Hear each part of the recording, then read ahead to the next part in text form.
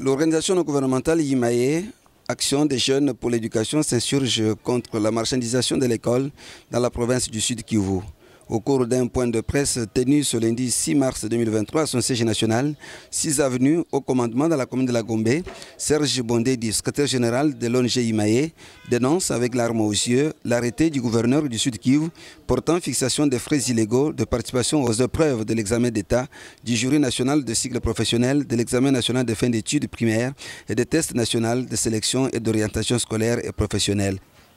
Yimaye ONG note avec beaucoup de regrets 2 points de faiblesse majeurs assortis de cet arrêté, à savoir: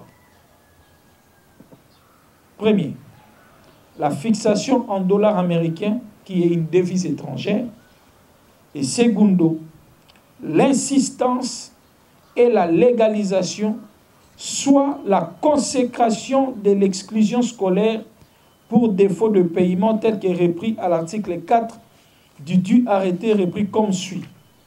Nous citons: la contribution individuelle de chaque candidat revêt un caractère obligatoire et constitue la condition sine qua non pour la participation à ces épreuves. Pour Yimaye, cet arrêté du gouverneur est une flagrance dans la mesure où il viole les textes légaux et même la Constitution qui est la loi fondamentale. La fixation ou la perception des frais de scolarité, même ceux relatifs aux évaluations en devises étrangères, viole: point A, la Constitution de la RDC à son article 170 qui stipule le franc congolais est l'unité monétaire de la RDC. Il a les pouvoirs libératoires sur toute l'étendue du territoire national.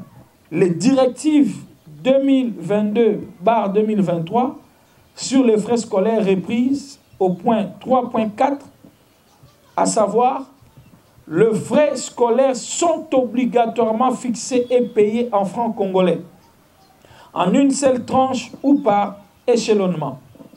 Contenu donc dans la note circulaire sur les frais de scolarité 2022-2023 du 25 juillet 2022, référencé au numéro MINEPST/CAB-1357/2021.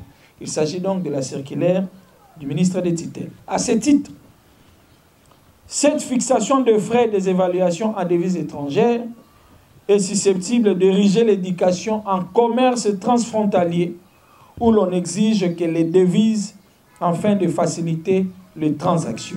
Spécialisé dans la défense des droits à l'éducation, Yimaye exige le retrait de cet arrêté qui ne tient pas compte de l'intérêt de l'enfant congolais.